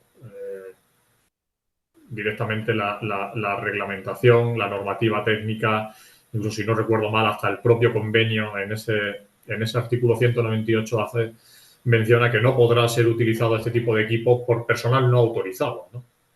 Entonces, es necesaria, es preceptiva la autorización. Nosotros en nuestra empresa podemos tener formados 8, 10, 15, 25 trabajadores que tengan formación para el uso de plataformas elevadoras, pero directamente solo 2 estén autorizados. O imaginaros que, dependiendo de la formación, pues un operario está autorizado para utilizar un tipo de plataforma elevadora y otro operario diferente está autorizado para utilizar otro tipo de plataforma elevadora con unas condiciones diferentes, ¿no? Como las que hemos visto inicialmente.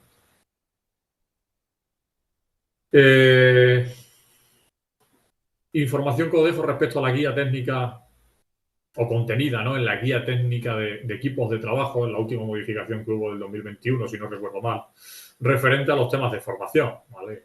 Hace mención de manera explícita que, por supuesto, es necesaria una formación integral que abarque tanto la formación preventiva como la formación específica, ¿no? La formación preventiva, ¿a qué se refiere? Se refiere a la formación relacionada con los propios riesgos, ¿no? Con las condiciones del puesto de trabajo y todas aquellas medidas de seguridad o medidas preventivas porque son necesarias implementar, ¿de acuerdo? ¿Quién puede impartir esta formación? Pues, por supuesto, la modalidad preventiva de la empresa, ¿no? Puede ser un trabajador designado, puede ser un empresario, puede ser miembro del SPP, o incluso puede ser un servicio de prevención ajeno, ¿vale? Que dispongan de la capacitación suficiente. En el caso, obviamente, de la formación preventiva, lo que indica la guía, y os lo dejo marcado en rojo, que esta formación no puede ser impartida por profesionales independientes, ni por empresas que carezcan de autorización de servicio de prevención ajeno, ¿no? O de actuar como servicio de prevención ajeno.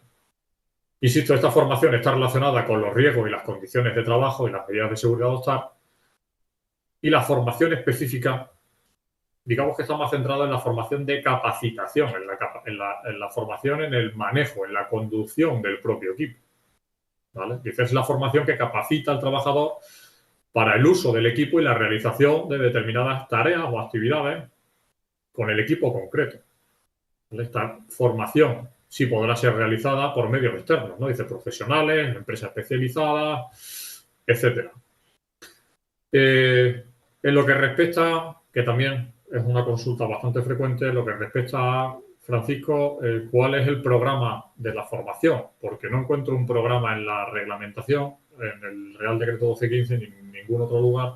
Encuentro un programa que exista legal. No encuentro un crédito horario que deba de tener el operario formado. Incluso en algunas ocasiones me pregunta, Francisco, es que no sé ni cada cuánto renovar la formación, ¿no?, de mis operadores. Bueno, a día de hoy, en ninguna disposición legal, tal y como estáis viendo en el texto, en ninguna disposición legal aparece información al respecto, ¿de acuerdo? Si bien es cierto que existe una norma técnica de referencia, que es la UNE 58-923, y que además en esta propia guía técnica hace mención a la misma, ¿de acuerdo? Dice, estas normas de carácter voluntario definen los contenidos, condiciones, criterios de evaluación y otros elementos a tener en cuenta en la formación y designación de los operadores de equipos de trabajo concretos, incluso además sus supervisores y formadores, ¿vale? De tal forma que les permita una utilización segura y responsable de estos equipos. Yo personalmente, cuando me lanzan este tipo de consultas, bueno, yo recomiendo desde luego que los operadores estén formados con respecto a esta norma técnica. Estén formados con respecto a esta norma técnica más que nada porque los criterios de evaluación y el contenido, el programa formativo, tanto a nivel teórico como a nivel práctico, está establecido, ¿de acuerdo? Y está establecido pues por todas aquellas entidades, instituciones que están detrás de la elaboración de este documento técnico, ¿no?, de esta norma española. En grandes líneas, ¿qué os comento al respecto? Pues que la edad tiene que ser superior a 18 años, que el perfil de la persona tiene que tener capacidad para la comprensión de instrucciones verbales y escritas, ¿no?, y de los símbolos de circulación, dice aptitud de percepción y transformación de señales, actitud física y psíquica, ¿no?, y por supuesto superar las evaluaciones teóricas y prácticas. Fijaros también la referencia del documento del Instituto Nacional, la guía técnica, ¿no? Dice, la formación certificada con la norma UNE 58-923 permite conocer y garantizar el alcance de la formación realizada por un operador de PEM, incluyendo la correspondiente evaluación de la competencia. Al final, bueno, pues no, también es una guía técnica, es un documento elaborado por un organismo de reconocido prestigio, ¿no?, de otro modo. Alguna información más en detalle también, y que es importante o interesante. Fijaros que los tipos de certificado que se emiten, no se emite un único certificado. Es decir, hemos visto 6 tipos de plataforma elevadora, ¿no? Si recordáis, dentro del grupo A y grupo B había 3 tipologías en cada una de ellas. Cada una de ellas tiene una forma de funcionamiento diferente, con lo cual al operario que ha recibido la formación se le extiende una certificación teniendo en cuenta el equipo o el tipo de equipo específico para el cual se ha formado o ha recibido la formación, incluso se ha examinado, ¿no?, ha superado la prueba. Y no es lo mismo una estática vertical que un tipo 1A, por ejemplo, que un tipo 3B, ¿no?, una telescópica de brazo que además puede desplazarse desde la propia fecha. Es decir, son equipos totalmente diferentes. En lo que respecta a la teoría, programa formativo en grandes líneas, bueno, comentaros que la norma establece que la formación puede ser presencial o teleformación con duración mínima de 4 horas por grupo. Aquí hubo alguna modificación con respecto a la versión, si no recuerdo mal, del 2016 o 2018, no recuerdo el año concreto, en el que también se permitía que fuera modalidad a distancia, pero sí, creo que eran 12 horas. Esto en la de 2020 ya no aparece lo de las 12 horas a distancia, aparece el término teleformación como tal, ¿vale? En lo que respecta, si no recuerdo mal, además, en el caso de certificación, bueno, ahí estáis viendo la vigencia del certificado, ¿no?, de la expedición del certificado es de 5 años, ¿de acuerdo? A los 5 años es necesario reciclar esa formación, será necesaria una formación presencial o en teleformación de 2 horas por grupo, ¿vale? Y exactamente igual realizar una formación práctica. Fijaros el condicionante que yo os pongo en rojo, ¿no? Y viene en la propia norma. Es decir, para poder llevar ese reciclaje deberá demostrarse un uso continuado del equipo, ¿vale? Y realizar el curso de actualización. Es decir, no es válido que yo me sacara la formación hace 5 años, no he vuelto a tocar una plataforma o he tocado una plataforma en el 2020 puntualmente para cambiar una luminaria y hasta el momento. En ese sentido, eso no es demostrar un uso continuado del equipo. Además, debiéramos tener en consideración respecto al tema de formación, pues otra información específica, ¿no? Como por ejemplo lo que indica ahí la guía técnica que os comentaba de maquinaria de obra de plataforma elevadora. Dice, oiga, aparte de, por supuesto, la formación específica que debe de tener usted o ustedes deben de tener para poder manipular la plataforma, además es necesario que disponga de la formación del propio convenio, ¿no? Que en su momento hablaba del artículo 160 y ahora viene pues en el apartado 11, ¿no? del anexo 12, es decir, que no por tener directamente la formación, sucede igual si no recuerdo mal con el tema de grúas autopropulsadas, no por tener directamente la licencia o el carnet de gruista, eso te exime directamente de tener la formación del convenio. Son dos cosas diferentes y necesarias.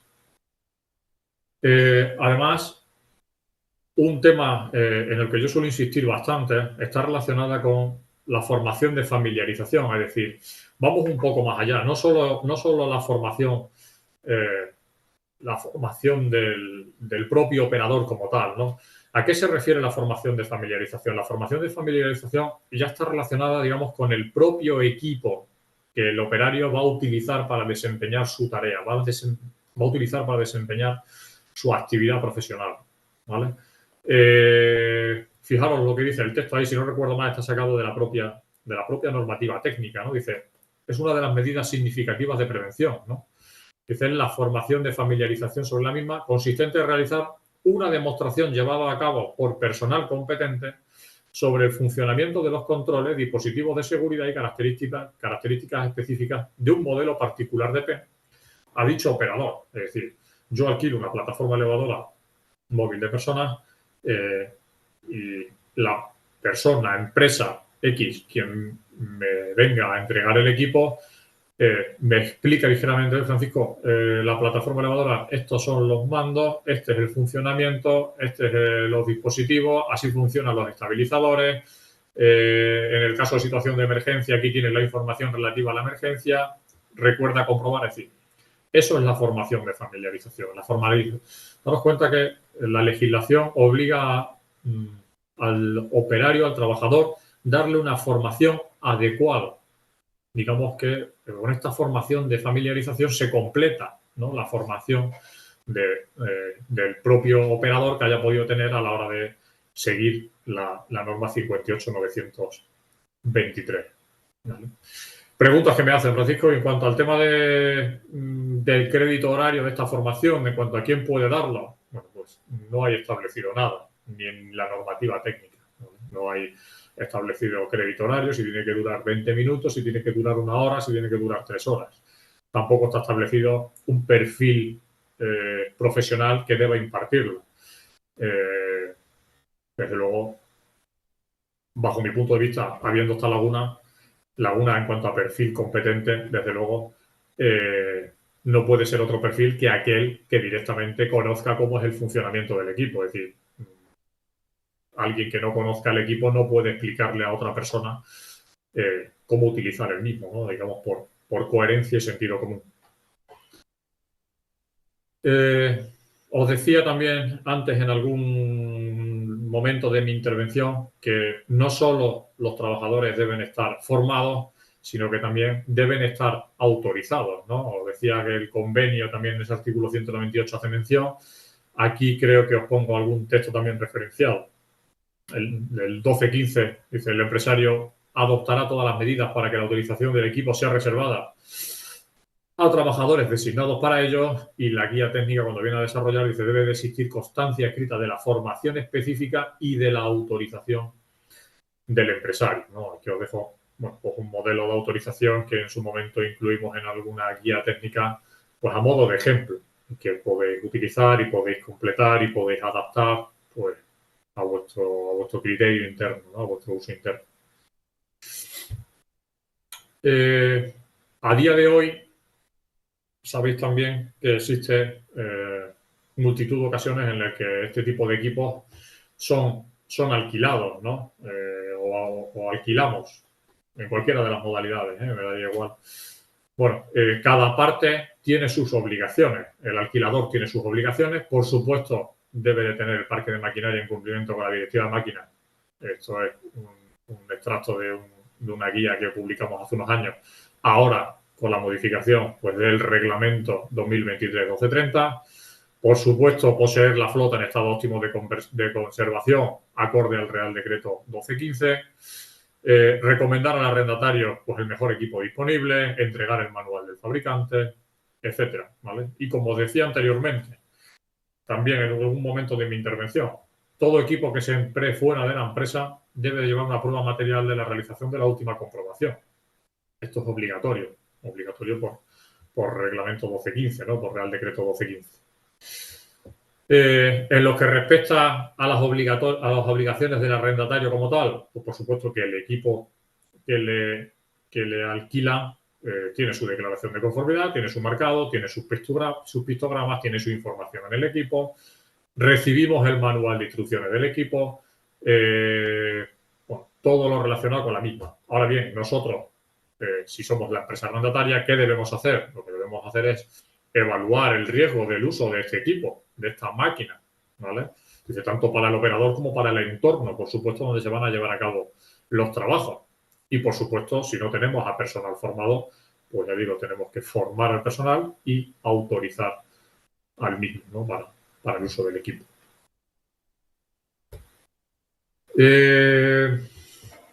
Respecto a las comprobaciones antes del uso, ¿no? Y vamos a entrar en comprobaciones, mantenimiento, revisiones e inspecciones.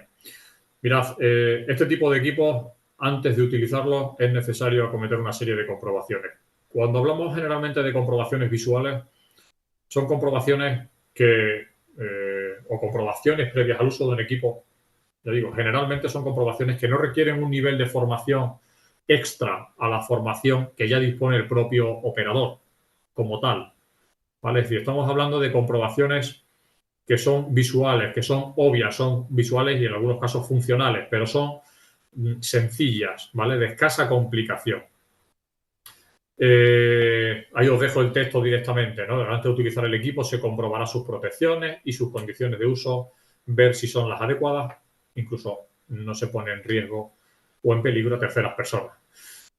La propia norma 58.921 establece indicaciones respecto a estas comprobaciones e incluso dar pues, esas recomendaciones que estáis viendo ahí, desde el punto de vista de empezar por una esquina, por un lugar e ir comprobando directamente, siguiendo siempre un mismo sentido de giro, pues comprobando aspectos como el estado de los neumáticos, frenos, batería, soldadura, latiguillos, posibles fugas de aceite, bueno, toda aquella información que directamente, digamos, marque el fabricante del equipo en sus instrucciones de uso.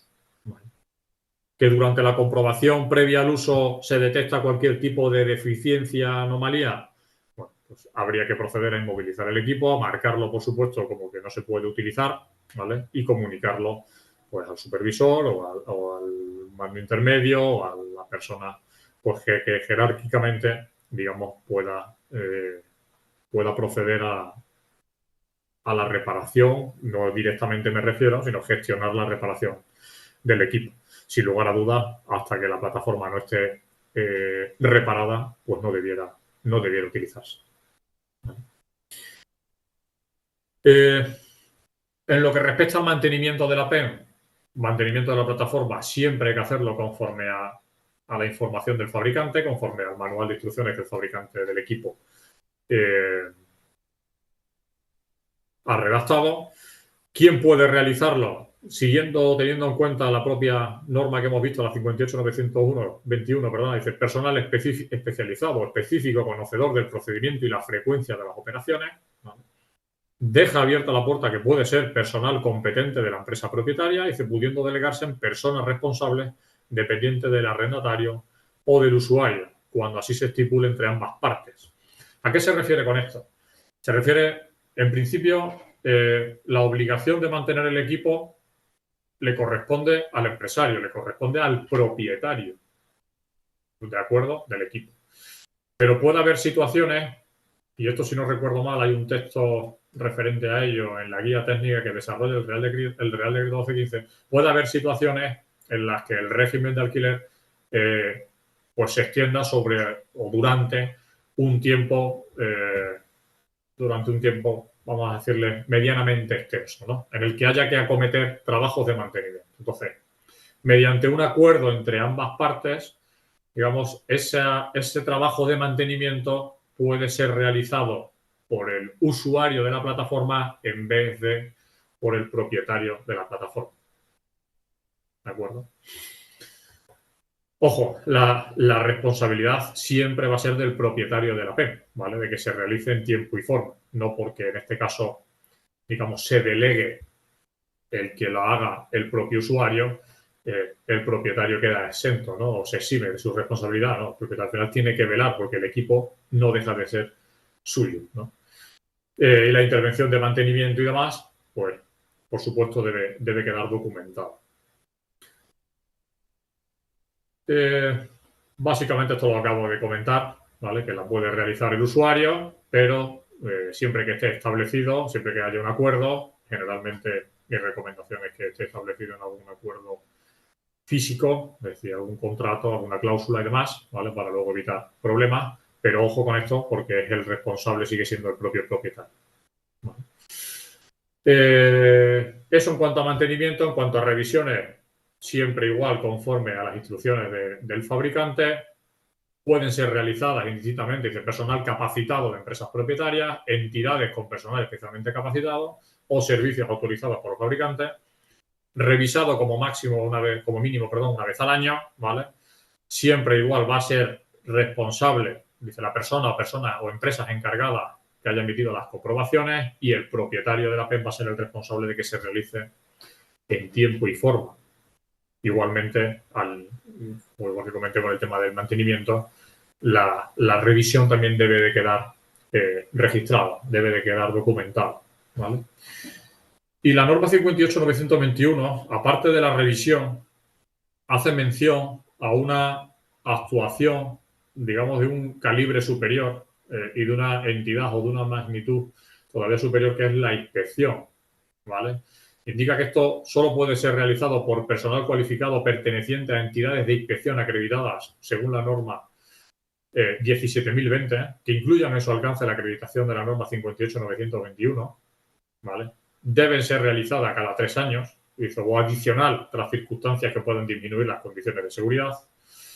La responsabilidad siempre va a recaer en el propietario de que se ejecute en tiempo y forma y sobre cómo se ha realizado en las personas que la han efectuado, y exactamente igual debe de existir un registro, ¿vale?, una constancia, una evidencia de que ese tipo de inspección ha sido realizada. Si no recuerdo mal, esto que estoy comentando es una modificación que hubo, la última versión de la norma 1 es del año 2017. Creo que fue una modificación que se metió en el año 2017. Vale. Y bueno, hasta aquí, básicamente,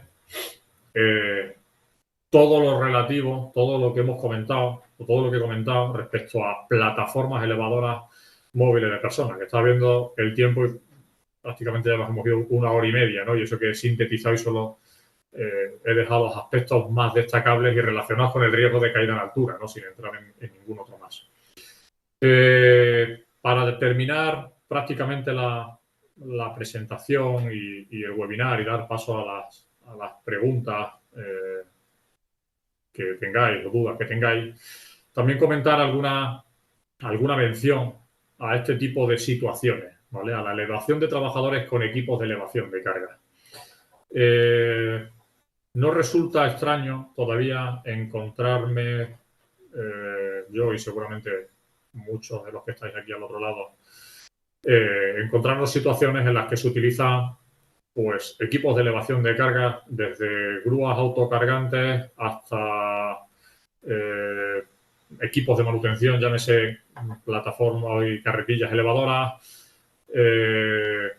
y dentro de las diferentes carretillas, incluso la carretilla telescópica, ¿no? Todoterreno, etcétera, a la que se le acople una cesta, y en algunos casos ni una cesta, por desgracia, y se utilicen para desplazar a un trabajador y que pueda realizar una intervención. Me da igual que sea en un rack de una estantería metálica para acceder a un nivel 3, 4 y coger un producto, como para cambiar una luminaria, como para desatascar en exteriores una bajante de un canalón, ¿no? Pongo algunos ejemplos.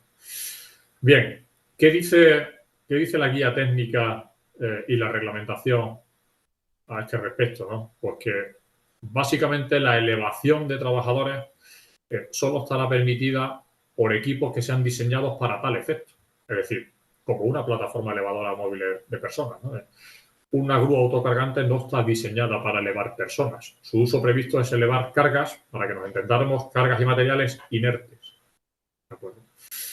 Ahora bien, cabe la posibilidad o cabe la excepcionalidad, como comentábamos también con la salida de efecto a la plataforma. ¿En qué situación cabe la excepcionalidad? Oiga, puede haber situaciones en las que, bueno, pues, ¿cómo deciros? Puede haber situaciones en las que otro equipo de trabajo no haya otro equipo de trabajo, digamos, más seguro para utilizar esa tarea.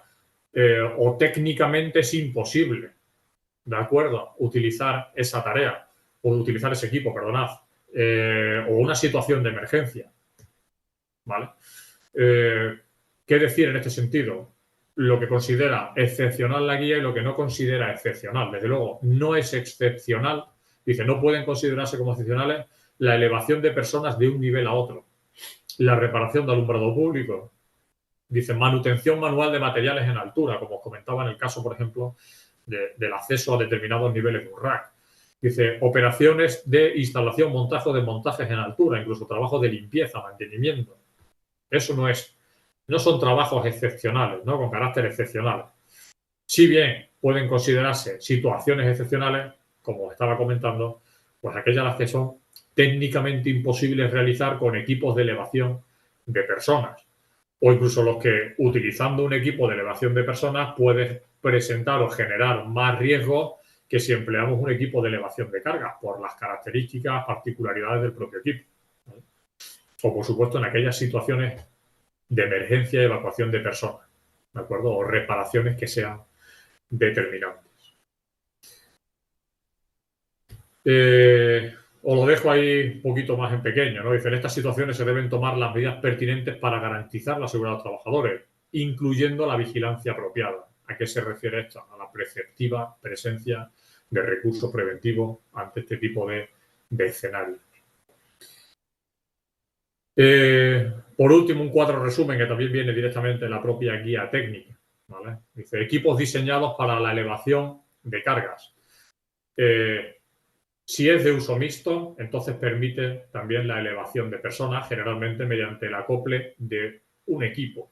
Ese equipo va a ser un equipo intercambiable, ¿vale? Va a ser un equipo que cumpliría la antigua Directiva 2006/42/CE, cumplirá el nuevo reglamento 2023/1230, ¿de acuerdo? La particularidad de ese equipo intercambiable es que en todo momento en la cesta existen mandos, ¿vale? Ese equipo intercambiable, esa cesta, esa plataforma que se va a acoplar al equipo de elevación de cargas, dispone de mandos, ¿vale? Que le permite al operador manejar el equipo, ¿de acuerdo? Para equipos de elevación de cargas puros, que no son de uso mixto, dice, la elevación de personas con accesorio que no es equipo intercambiable solo puede estar permitida con uso excepcional, es decir, con los usos excepcionales que hemos visto en la diapositiva anterior. Y desde luego, bajo ningún concepto, como estáis viendo ahí, se puede elevar personas con el propio equipo. Es decir, la particularidad esta que hemos visto de alguna vez, yo por lo menos personalmente durante el montaje de una estantería metálica a un trabajador subido en la horquilla de una carretilla elevadora, pues eso es inconcebible, ¿no? A día de hoy, bueno, absolutamente prohibido. Y por mi parte, nada más. Daros las gracias por la asistencia a todos y todas las que estáis al otro lado de la pantalla. Esperar que os haya sido de interés, sin lugar a duda, la webinar, la charla o la jornada técnica, como queráis denominarlo, y por supuesto también que os sea de utilidad, ¿no?, a la hora de trabajar de manera segura con con estos tipos de equipos, ¿no? Por mi parte, si queréis, dejo de compartir y doy paso a Ángel para que vayamos con la parte de preguntas y demás. Gracias, Francisco, por tu estupenda intervención y la claridad con la que has explicado todos estos conceptos. Si te parece, vamos con alguna de las consultas que nos acaban de hacer en el chat. Una de ellas es sobre el anclaje a la plataforma o no. Es decir, la norma nos dice que debemos anclarnos a la propia plataforma y la duda que plantean es: ¿se podría uno anclar a otro elemento estructural, por ejemplo, de la propia nave, como podría ser una viga o similar? Sí. Vale. En principio yo no lo recomiendo, yo no lo comparto, ¿vale? Sé por qué lanzas esta pregunta y está relacionada con, oye, si la plataforma vuelca por cualquier motivo, al menos que el trabajador no caiga con la propia plataforma, ¿no?, sino que quede suspendido. Pero claro, si queda suspendido esta persona desde una celosía, desde una viga, ¿cómo le rescatamos?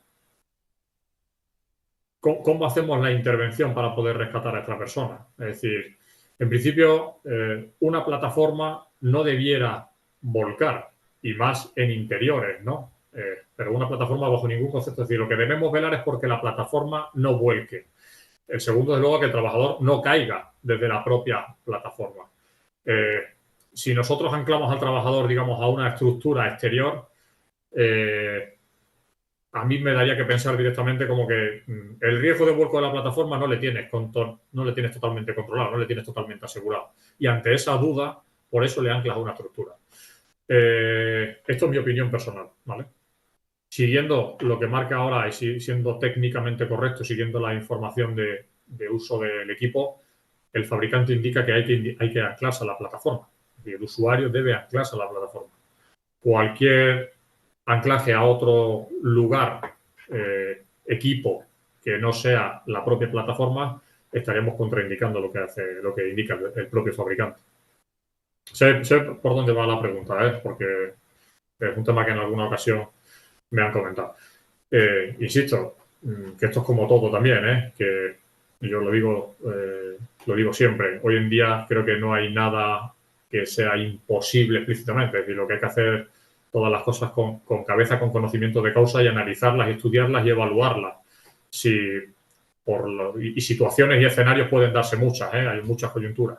Si hay una situación, un escenario concreto, específico, en el que se analiza que el hecho de conectarse a la plataforma puede llegar a ser más peligroso, como hemos visto estas situaciones de excepcionalidad, puede llegar a ser más peligroso que anclarse a una estructura, pues deberá evaluarse, deberá documentarse y deberá regirse por un procedimiento.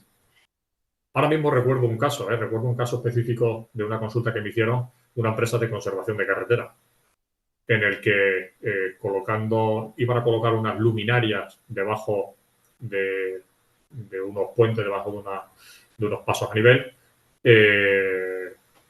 Y claro, hay que desviar carril, hay que cortar carril, hay que señalizar, por supuesto, pero aquí hay un condicionante externo que tú no controlas, ¿no? Y es a un tercero conduciendo un vehículo y que en un momento dado pues pueda impactar con la propia plataforma y pueda hacer que el trabajador salga despedido. Claro, cuando me lanzaron esa pregunta me dijeron, Francisco, ya, pero si yo tengo controlado todo mi entorno, muy bien, pero cuando hay un tercero que yo no controlo y que es un vehículo que me puede impactar y puede mandar al trabajador, o sea, puede hacer volcar en el equipo con el propio trabajador, aquí la cosa cambia, ¿no? Me decía, nosotros estamos analizando la posibilidad de que se ancle a la propia estructura para que en caso de que un vehículo impacta en la plataforma, bueno, pues la plataforma volcará, la plataforma será despedida, el trabajador estará allí y hay más miembros que están realizando la intervención, pues se le pueda rescatar de manera inmediata.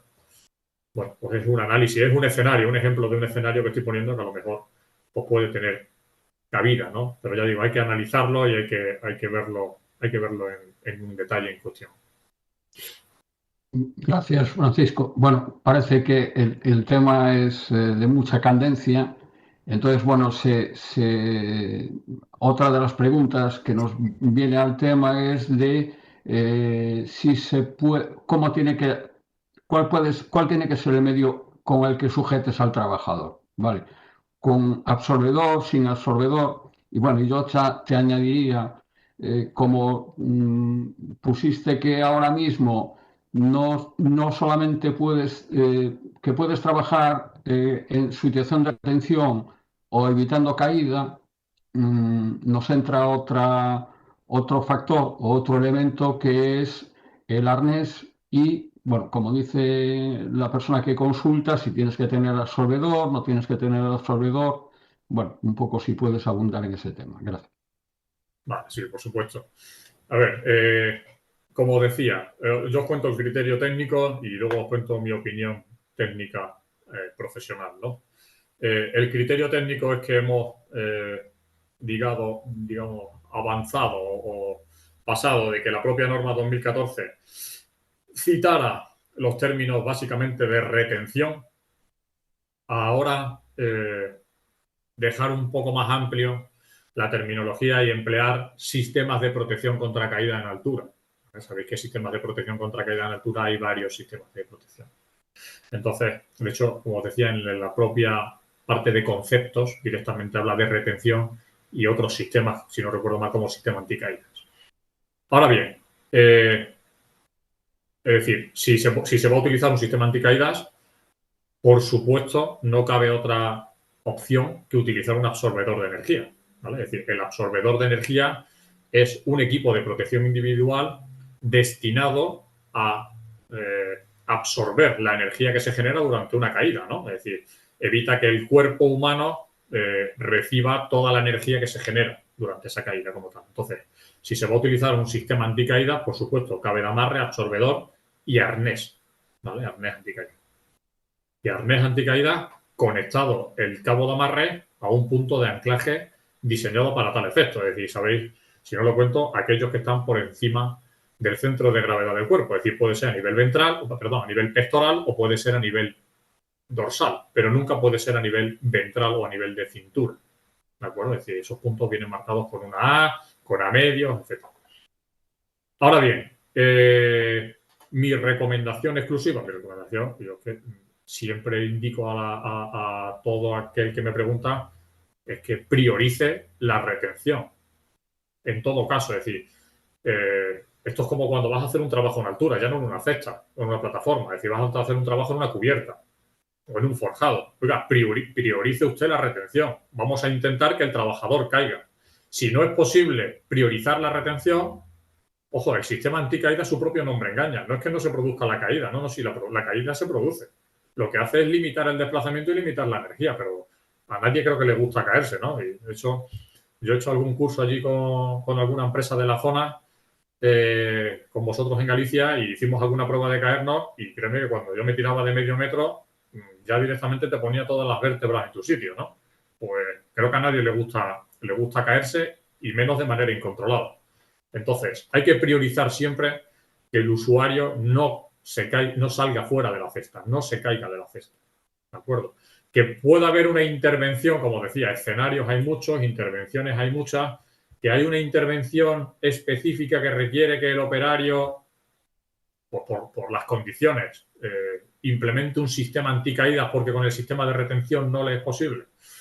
Pues sí, lo puede dejar, la norma deja cabida a su uso y entiendo que, por supuesto, el fabricante, ¿vale? Porque, insisto, la información de la norma es la que el fabricante traslada al manual de instrucciones del mismo, el fabricante debiera especificar de manera explícita en el propio documento, en las propias instrucciones de uso. Deberá utilizarse un sistema de retención, deberá utilizarse un sistema anticaída o deberá utilizarse un sistema de protección contra caídas en altura. Si indica deberá utilizar su sistema de protección contra caídas en altura, insisto, yo personalmente priorizaría sin lugar a duda la retención antes que la anticaída. Pero como cualquier trabajo en altura, no porque sea la particularidad de la cesta o de la plataforma. Gracias, Francisco. Bueno, nos abundan preguntando, por ejemplo, si estamos haciendo un trabajo de instalación de aire acondicionado, ¿vale?, sobre un edificio, en la cubierta de un edificio, en el borde de forjado. Bueno, pues algún compañero considera pues que igual es más seguro poner una línea de vida en el propio edificio que la propia que anclas a la propia plataforma elevadora. Bueno, y luego yo quería comentar también un tema en el caso de que, avanzando un poco en lo que decías tú, que el tipo de arnés que se utiliza, si lo que estoy haciendo es un sistema para que no me, o sea, que me puedo caer y lo que me hace es retenerme cuando me caigo con el absorbedor, también hay que pensar que los arneses simples que utilizamos muchas veces para trabajar en retención, pues a lo mejor no son los más adecuados para trabajar cuando tenemos riesgo de quedar colgados, ¿no? Bueno, comenta un poco lo que te parece. Eso es, sí, totalmente, totalmente. Es decir, el uso de la pernera esta, ¿no?, directamente, o el propio cinturón, eso en retención sí es válido. Yo soy sincero, yo no lo recomiendo bajo ningún concepto, más que nada por el mal uso previsible que se le pueda dar a ese equipo de protección individual. Yo siempre recomiendo el uso de arnés, aunque vayas a trabajar en retención, pero utiliza un arnés, por lo menos me aseguro de que no te vas a anclar a un punto o a un lugar incorrecto del dispositivo de presión del cuerpo. Entonces, por supuesto, hay que tener en cuenta que siempre que se vaya a producir una caída, el punto de anclaje debe venir marcado con una A medios, o la A en mitad negra, la mitad transparente, es decir, siempre con una A. Si el dispositivo de presión del cuerpo no dispone de una A, no es un punto de anclaje. Y respecto, Ángel, a la pregunta que han comentado, no puedo pronunciarme, o sea, en el sentido de que lo habéis visto que lo he comentado anteriormente, es decir, situaciones y escenarios hay muchos. Lo que a mí no me cabe duda es que hay que analizar y hay que evaluar cada escenario y cada situación. Es decir, esto no es sota, caballo y rey y de esta manera todos sí, de esta manera todos no. Es decir, hay que analizarlo, hay que verlo. Nos hacen otra pregunta un poquito específica, que es si en operaciones portuarias, debido a la gran variedad de cargas, hay norma específica para puertos para que el operario tenga la posibilidad de salir de la plataforma para poder eslingar la pieza. Es una consulta, no sé si conoces. Que yo sepa, en operaciones portuarias no hay ninguna particularidad específica ahora mismo al respecto que el operario pueda salir de la cesta.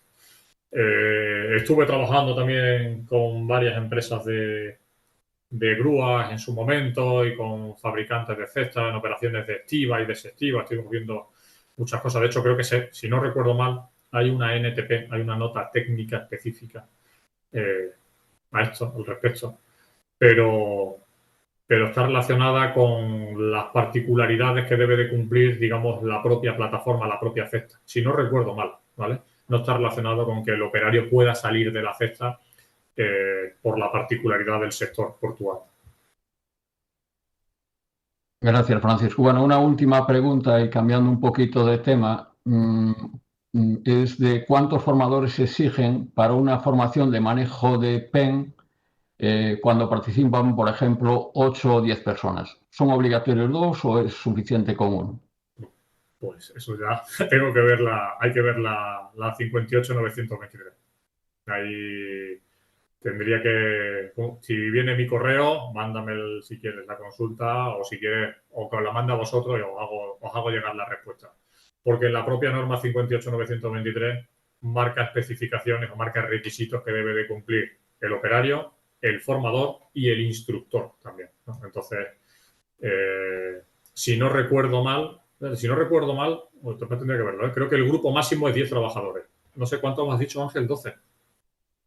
No, te he dicho si para 8 o 10 valdría con un solo formador o harían falta dos. Haría falta dos. Creo, pero te lo digo de cabeza, tengo que mirarlo en detalle.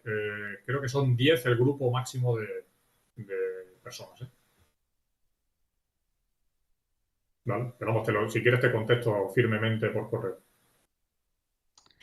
Perfecto, muchas gracias. Bueno, pues si os parece, vamos a dar por finalizada esta webinar. Muchas gracias, Francisco, por tu participación en la jornada. Muchas gracias a todos los que estáis ahora conectados a la jornada por haber participado en ella y os enviaremos información de las próximas webinars que organicemos desde el IREA. Gracias a todos, muy buenos días y espero que la jornada haya sido satisfactoria para todos nosotros. Gracias a todos.